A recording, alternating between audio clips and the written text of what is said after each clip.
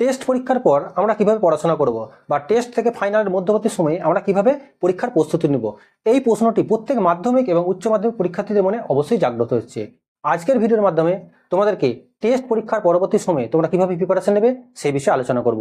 এই ভিডিওর মাধ্যমে তোমাদেরকে কতগুলো টিপস দেবো, সেই টিপসগুলো তোমরা যদি ফলো করতে পারো আশা করি তোমাদের ফাইনাল পরীক্ষার খুব ভালো ফলাফল করবে। Welcome to math educator YouTube channel. আশা করি তোমরা প্রত্যেকেই ভালো আছো।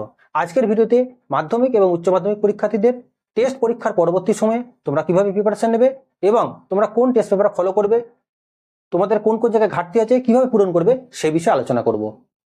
তাই তোমরা ভিডিওটা স্কিপ করে করে দেখবে না। যদি স্কিপ করে করে ভিডিওটা দেখো তাহলে সব জিনিস তোমরা বুঝতে পারবে না।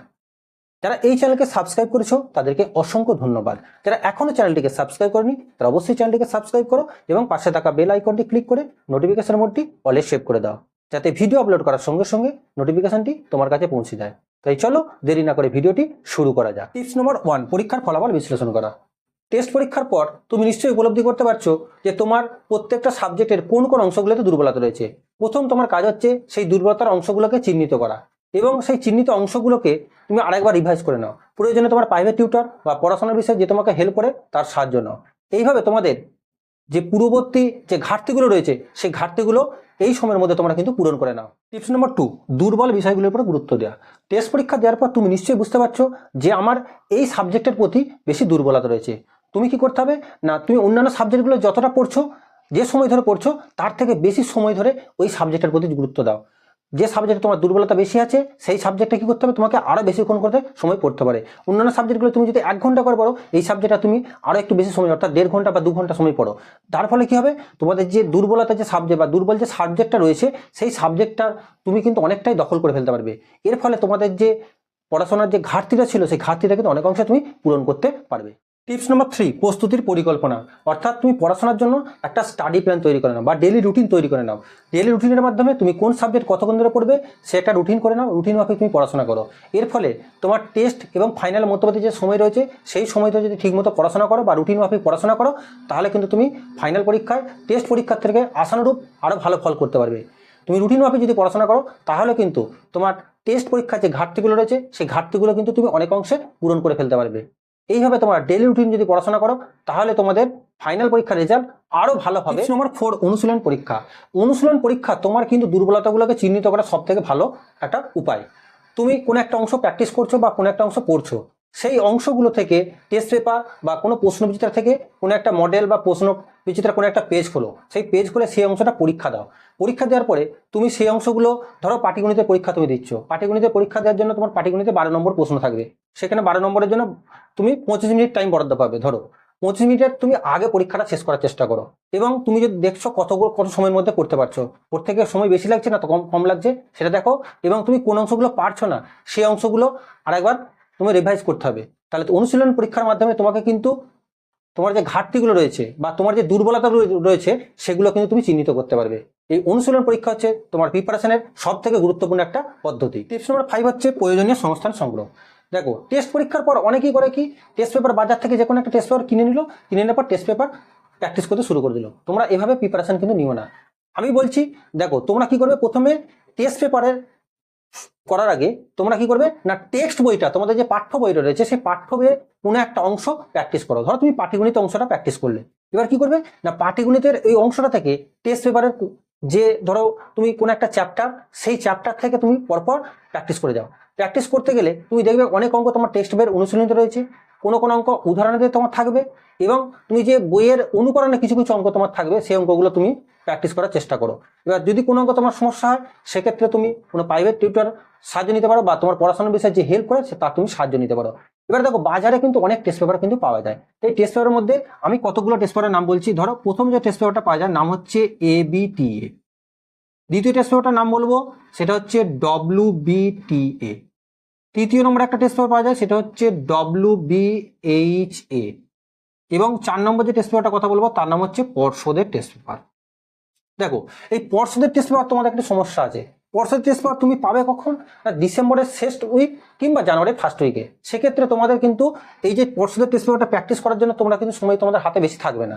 তার জন্য কি করতে হবে, বাজার চলতি এই 3টে টেস্ট পেপারের মধ্যে যে কোনো একটা টেস্ট পেপার তুমি ফলো করতে পারো।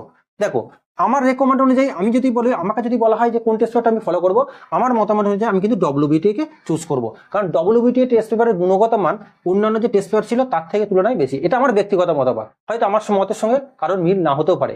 আমার ব্যক্তিগত মতামত অনুযায়ী বা আমার শিক্ষকতার অভিজ্ঞতা অনুযায়ী যেটা বলছি সেটা হচ্ছে WBTA টেস্ট পেপারটা আমার মনে হয় বাজারে যতগুলো টেস্ট পেপার রয়েছে তার থেকে একটু গুণগত মানে সেরা আমার মনে হয়। তবে পর্ষদের টেস্ট পেপার তোমাদের কিন্তু অবশ্যই ভালো একটা টেস্ট পেপার, কিন্তু পর্ষদের টেস্ট পেপার তুমি পেতে পেতে তোমার জানুয়ারির ফার্স্ট উইক কিংবা ডিসেম্বরের লাস্ট উইক তোমার চলে যেতে পারে।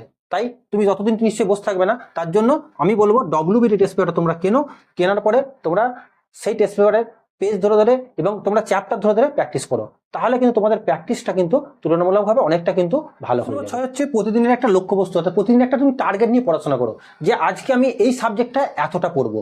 সেই লক্ষ্যবস্তুর কাছাকাছি পৌঁছানোর চেষ্টা করো। অবশ্যই তোমাকে কিন্তু পড়তে হবে, বেশিক্ষণ সময় ধরে পড়তে হবে।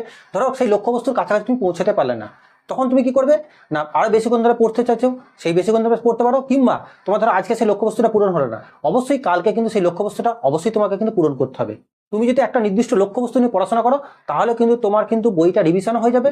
প্লাস কি হবে না, তোমার যে টেস্ট পেপার বলো বা অন্যান্য যে বাজার চলতি যে টেস্ট পেপার বলতে পারো, প্রশ্নবিচিত্রা বলো, এগুলো কিন্তু তুমি সলভ করতে পারবে। তাহলে তোমার প্রথম কাজ হচ্ছে কি, একটা নির্দিষ্ট লক্ষ্যবস্তু নিয়ে কি পড়াশোনা করা। এই নির্দিষ্ট লক্ষ্যবস্তু নিয়ে যদি পড়াশোনা করো, তাহলে কিন্তু তোমার অনেক অংশে যে মাধ্যমিক পরীক্ষার ফলাফলে কিন্তু একটা গুরুত্বপূর্ণ ভূমিকা কিন্তু পালন করবে। টিপস নম্বর 7 হচ্ছে স্বাস্থ্যের যত্ন নেওয়া। দেখো, তোমার শরীর যদি ভালো না থাকে তুমি কিন্তু পড়াশোনা করতে পারবে না। তাই তোমাকে কি করতে হবে, স্বাস্থ্যের প্রতি অবশ্যই জোর দিতে হবে। পর্যাপ্ত পরিমাণে তোমাকে ঘুমোতে হবে। যদি পর্যাপ্ত পরিমাণে না ঘুমো, তাহলে কিন্তু তোমার কিন্তু যে পড়াগুলো পড়ছো সেগুলো কিন্তু তুমি মনে রাখতে পারবে না। তাই পর্যাপ্ত পরিমাণ তোমার ঘুম চাই।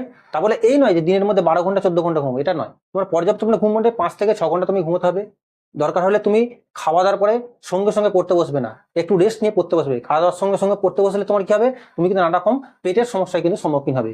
তাই তোমাদেরকে করতে হবে কি, স্বাস্থ্যের প্রতি অবশ্যই তোমাকে নজর দিতে হবে। এখন দেখো শীতকাল, এই শীতকালে যেহেতু ওয়েদার তোমার ঠান্ডা লাগার কিন্তু একটা সবারই সমস্যা থাকে। এই ঠান্ডা লাগা থেকে কিন্তু তোমাকে দূরীভূত থাকতে হবে। প্রয়োজনে তোমাকে কি করতে হবে না, বিভিন্ন ধরনের গরম জাতীয় খাবার খেতে হবে। তুমি যদি স্বাস্থ্যের প্রতি তুমি যত্ন না দাও, তাহলে কিন্তু তুমি পড়াশোনাটা অনেকাংশে তোমার কিন্তু ক্ষতি হবে। তাই তোমার প্রথম কাজ হচ্ছে কি না, স্বাস্থ্যের প্রতি তোমাকে কিন্তু নজর দিতে হবে।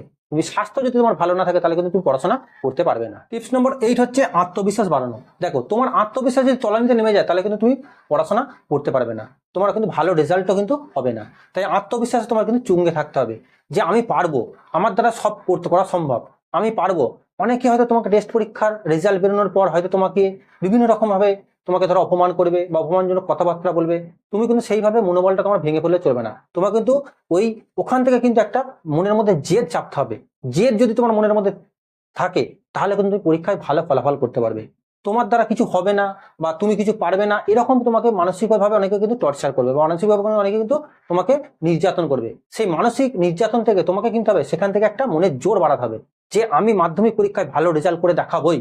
যে এটা মনের মধ্যে যদি জোর রাখো, তোমার যে সমালোচনা করেছিল সেই তারাই কিন্তু তোমাকে রেজাল্ট বেরোনোর পর, মাধ্যমিকে যখন রেজাল্ট বেরোবে, তারাই কিন্তু তোমার কিন্তু প্রশংসা করবে।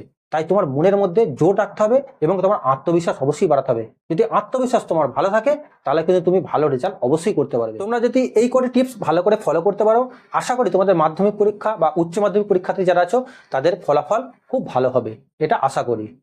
যারা এই চ্যানেলকে সাবস্ক্রাইব করেছো তাদেরকে অসংখ্য ধন্যবাদ। যারা এখনো চ্যানেলটিকে সাবস্ক্রাইব করেনি, তারা অবশ্যই চ্যানেলটিকে সাবস্ক্রাইব করো এবং পাশে থাকা বেল আইকনটি ক্লিক করে নোটিফিকেশন মোডটি অলে সেভ করে দাও, যাতে ভিডিও আপলোড করার সঙ্গে সঙ্গে নোটিফিকেশনটি তোমার কাছে পৌঁছে যায়। তোমরা আর কোন বিষয়ের উপর ভিডিও চাইছো তা অবশ্যই আমার কমেন্ট বক্সে জানাও। আমি পরবর্তী ক্ষেত্রে সেই বিষয়গুলোর উপর ভিডিও দেওয়ার চেষ্টা করব। আমার হাতে এখনো টেস্ট পেপার এসে পৌঁছায়নি, তাই টেস্ট পেপার পাওয়ার পরেই আমি কিন্তু চ্যাপ্টার ওয়াইজ সমাধান করাবো। এই ধরনের সমাধান কিন্তু তুমি কোনো ইউটিউব চ্যানেলে পাবে না। তাই যারা চ্যানেলটিকে সাবস্ক্রাইব করেনি, অবশ্যই চ্যানেলটিকে সাবস্ক্রাইব করে দাও। তোমাদের স্বাস্থ্য ভালো থাকুক এবং তোমাদের ভবিষ্যৎ উজ্জ্বল কামনা করে আজকের ভিডিওটি শেষ করছি।